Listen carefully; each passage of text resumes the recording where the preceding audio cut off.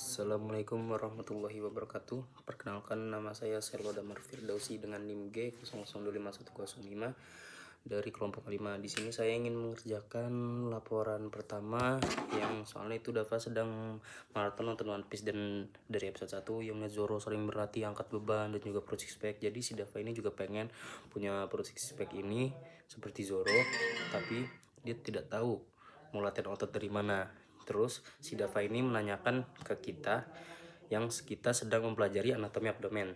Jadi itu pertanyaannya ada 3, jelaskan pembagian lapisan dinding abdomen antara lateral dan posterior. Terus yang kedua ada jelaskan mengenai sistem otot yang ada di abdomen. Yang ketiga itu jelaskan mengenai organ retroperineal dan intraperitoneal. Yang pertama itu pembagian lapisan dinding abdomen. Yang pertama itu anterolateral. Anterolateral seperti ini. Nah, anterolateral itu dinding depan dan samping. Anterolateral itu abdomen tersusun dari beberapa lapisan, dari superficial ke dalam kulit, habis itu fascia superficialis, terus otot plus fascia otot, lalu fascia transversalis, lemak ekstra peritoneal atau jaringan ikat, atau lalu ke peritoneum peritel. Otot-otot nama dinding anterolateral itu meliputi obliquus externus abdominis, itu otot pipih paling superficial, habis itu obliquus internus abdominis itu otot pipi paling superficial, habis itu obliquus internus abdominis di bawah externus, habis itu transversus abdominis serabut otot, rectus abdominis tengah six pack, lalu pyramidalis abdominis. Nah, ini seperti ini gambarnya. Terus fungsinya dinding itu melindungi organ internal, mempertambahkan postur, lalu membentangkan pergerakan atau trunk rotation dan flexing. Yang kedua itu posterior, dinding belakang abdomen. Ini contoh gambar preparatnya. Jadi dinding posterior abdomen dibentuk terutama oleh tulang punggung columna vertebralis dan otot-otot punggung atau lumbal plus fascia terkait. Selain itu di antara dinding otot belakang dan rongga peritoneum terdapat jaringan ikat, lemak ekstraperitoneal dan fascia. Habis itu yang membentuk ruang ekstraperitoneal retroperitoneal. Dinding posterior membantu menopang organ-organ retroperitoneal nanti serta memberikan stabilitas dan proteksi terhadap struktur seperti tulang belakang, pembuluh darah besar, ginjal, dan sebagainya. Yang pertanyaan kedua itu sistem otot abdomen. Ini di bagian perut. Pasti bagian perut. Otot-otot dinding perut anterolateral seperti yang disebut di atas, externus, internus, versus dan rectus dan sebagainya, masing-masing otot memiliki arah serabut dan fungsi berbeda. Obliquus externus, internus itu untuk rotasi, sayap banding tubuh, membantu flexing dan stabilisasi. Habis itu transversus abdominis berfungsi sebagai sabuk internal, menekan rongga abdomen, mempertahankan tekanan intraabdominal dan lain-lain. Rectus abdominis itu otot vertikal utama yang terlihat sebagai six pack bila lemak di atasnya rendah dan otot berkembang, membantu flex trunk serta mengontrol postur. Otot-otot ini bersama dengan fascia dan lapisan dinding membentuk sistem perut yang melindungi organ dalam dan memungkinkan gerakan tubuh sambil menjaga stabilitas. Karena sistem otot ini terhubung ke tulang rusuk pelvis dan tulang belakang lumbal. Latihan beban seperti sit up, plank, angkat berat dengan postur benar-benar dapat merangsang perkembangan otot-otot ini. Penting kalau kamu meniru project spek seperti karakter fiksi. Jadi seperti ini. Lalu ada ini. Yang pertanyaan terakhir itu organ intraperitoneal versus retroperitoneal. Apa itu peritoneum dan peritoneal cavity? Nah, ini seperti ini contoh gambarnya. Jadi peritoneum adalah membran tipis atau serosa yang melapisi rongga abdomen, melapisi dinding abdomen, dan membungkus organ-organ di abdomen. Ruang antara dua lapisan peritoneum disebut peritoneal cavity. Intraperitoneal itu organ yang berada di dalam peritoneal cavity dan tertutup seluruhnya atau sebagian besar oleh visceral peritoneum. Biasanya bergerak lebih bebas dan dihubungkan ke dinding abdomen via mesenterium. Karena mereka tergantung pada mesenterium dan perigeum, organ ini bisa bergerak sedikit dalam rongga ketika isi perut berubah. Retroperitoneal, organ yang terletak di belakang peritoneum di antara dinding posterior abdomen dan peritoneum. Mereka tidak di mesenterium sehingga lebih tetap posisinya. Lalu mengapa anatomi ini penting kalau kamu mau six pack seperti anime? Seperti yang Zoro yang pertanyaan di atas, otot perut terutama rectus abdominis, obliquus dan transversus abdominis adalah struktur superficial di dinding anterolateral untuk terlihat six pack. Dua hal penting itu otot tersebut berkembang, latihan beban dan core. Yang kedua itu lemak subkutan, jaringan subkutan cukup rendah supaya ototnya muncul. Ya, cukup sekian dari saya. Wassalamualaikum warahmatullahi wabarakatuh. Ya, assalamualaikum warahmatullahi wabarakatuh. Perkenalkan, nama saya Selo Damar Firdausi dengan NIM G00251105 dari kelompok 5. Di sini saya ingin bikin laporan kedua yang Rama gemar menonton Taboykun di YouTube setelah melihat dia makan mie pedas dan ayam goreng. Rama langsung masak 2 bungkus mie pedas dan membeli 2 porsi ayam goreng. Keesokan harinya Rama curhat ke kita karena merasakan sakit perut hingga kerongkongan terasa panas. Kamu pun curiga Rama mengalami GERD. Jadi pertanyaan itu jelaskan anatomi gaster beserta sphincters yang ada di gaster. Yang pertama itu adalah anatomi gaster. Ini contoh gambar preparatnya. Anatomi gaster atau lambung itu bentuk longgasnya lambung berbentuk seperti huruf J dan berada di rongga perut bagian atas interperitoneal di antara kerongkongan dan usus halus. Bagian-bagian utamanya lambung dibagi secara anatomik menjadi beberapa bagian. Kardia bagian paling atas, tempat makanan pertama masuk dari esofagus, habis itu fundus lambung, area atas kiri lambung yang berbentuk kubus atau dome, badan lambung bagian tengah dan terbesar dari lambung tempat pencernaan makanan utama berlangsung, habis itu antrium, pylorchium, dan pylorus. Bagian paling bawah lambung yang menyiapkan makanan terproses untuk dikirim ke usus halus. Terus di tepi lambung juga dikenal lengkungan-lengkungan kurva ventral minor, kurva ventral dan kurva ventral mayor sebagai batas anatomi. Lengkungan-lengkungan seperti yang di sini digambar lengkungan-lengkungannya. Terus fungsi utama lambung, beberapa fungsi lambung termasuk menampung makanan setelah ditelan, mencampur dan mengocok makanan dengan asam dan enzim, itu pemecahan kiami dan mekanik, terus meneruskan makanan yang sudah dicerna sebagian ke usus halus ketika sudah siap. Terus yang terakhir itu sebagai bagian dari sistem pertahanan tubuh. Asam lambung membantu membunuh mikroorganisme yang ikut tertelan. Habis itu sphincter, katup otot di lambung, pengatur masuk dan keluarnya. Itu sphincter adalah otot berbentuk cincin yang berfungsi seperti katup, membuka dan menutup untuk mengatur aliran makanan cairan dari satu bagian saluran perceraian ke bagian berikutnya atau mencegah aliran balik. Berikut sphincter utama di sekitar lambung seperti ini.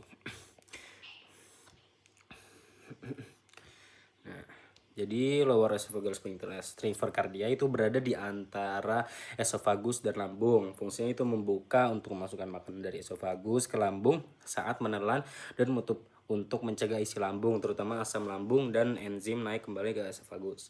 Jika sphincter ini melemah atau tidak bekerja baik, dapat terjadi reflux asam lambung ke esofagus, bisa menyebabkan sensasi panas di kerongkongan seperti sirama yang di pertanyaan di atas, sakit perut, batuk, atau gejala GERD. Pyloric sphincter itu atau sphincter pylorus terletak di ujung bawah lambung. Di daerah pylorus menghubungkan lambung ke bagian pertama usus halus, berfungsi sebagai pintu keluar mengontrol kapan dan seberapa banyak makanan yang sudah diolah menjadi SIM dilepaskan dari lambung ke usus halus. Hanya partikel makanan atau SIM yang sudah cukup halus dan cair yang bisa lewat membantu agar usus halus tidak terbebani sekaligus. Ini satu gambarnya.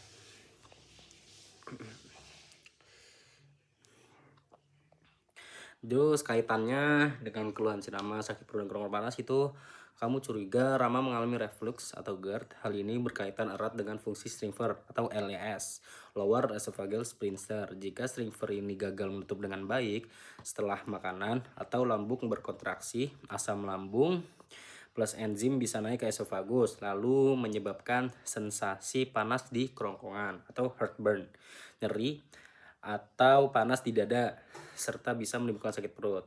Konsumsi mie pedas plus ayam goreng bisa memicu produksi asam lambung lebih banyak atau membuat sphincter LES melemah atau teriritasi sehingga resiko reflux meningkat. Sekian dari saya. Terima kasih. Wassalamualaikum warahmatullahi wabarakatuh. Assalamualaikum warahmatullahi wabarakatuh. Perkenalkan, nama saya Selo Damar Firdausi dengan NIM G00251105 dari kelompok 5. Di sini saya ingin mengerjakan laporan ketiga. Jadi ada Raka, seorang siswa kelas 11, merasa perutnya sakit sejak pagi. Awalnya rasa nyeri muncul di sekitar pusar dan hanya terasa seperti keramingan. Namun beberapa jam kemudian nyeri tersebut pindah ke bagian kanan bawah perut dan semakin tajam. Raka juga merasa mual, hilangnya nafsu makan, dan ketika teman sekelasnya menekan sedikit area tersebut, rasa sakitnya bertambah hebat. Jadi pertanyaan itu jelaskan letak-letak appendix, letak yang paling umum, cara pengukuran beserta nama garis titik appendixnya. Ini contoh gambarnya. Jadi berikut penjelasan tentang letak appendix vermiformis, posisi paling umum dan variasinya, serta cara menentukan lokasi lewat pengukuran permukaan. Ini relevan dengan gejala yang dialami Raka, anatomi dan letak appendixnya. Appendix adalah suatu tabung kecil bermuara dari sekum bagian awal usus besar, habis itu pangkalan appendix berada di tepi posteromedial sekum. Panjang appendix bervariasi rata-rata sekitar 6-10 cm, meskipun pangkalnya relatif konstan. Ujung appendix bisa sangat bervariasi posisinya dalam rongga abdomen tergantung anatomi individunya.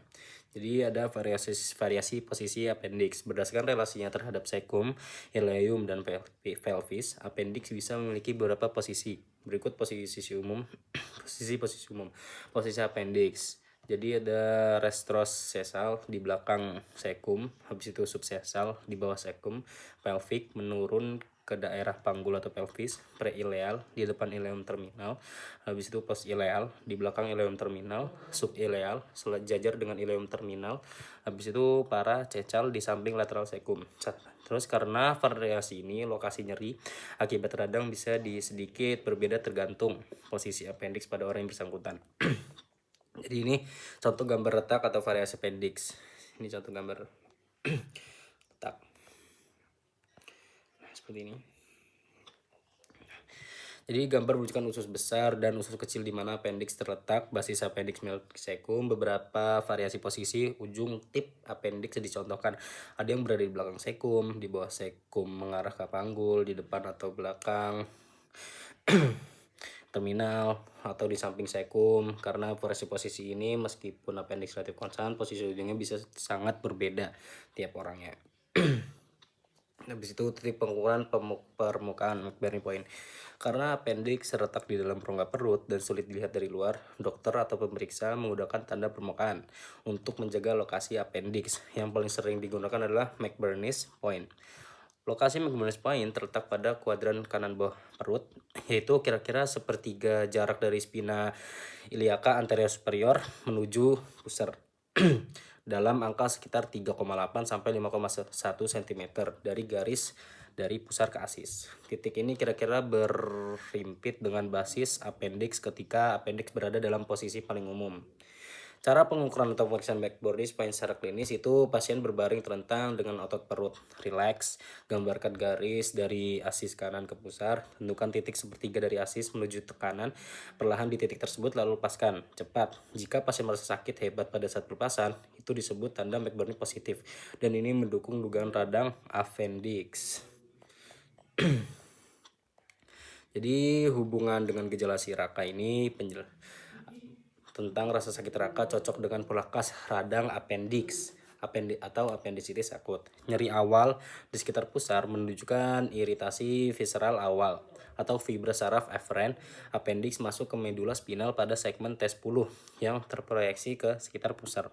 Setelah beberapa jam, nyeri pindah ke kanan bawah lalu menunjukkan bahwa peradangan sudah mengiritasi peritoneum parietal di sekitar appendix, sehingga nyerinya menjadi lokal dan terasa jelas di perut kanan bawah, biasanya di dekat McBurney point.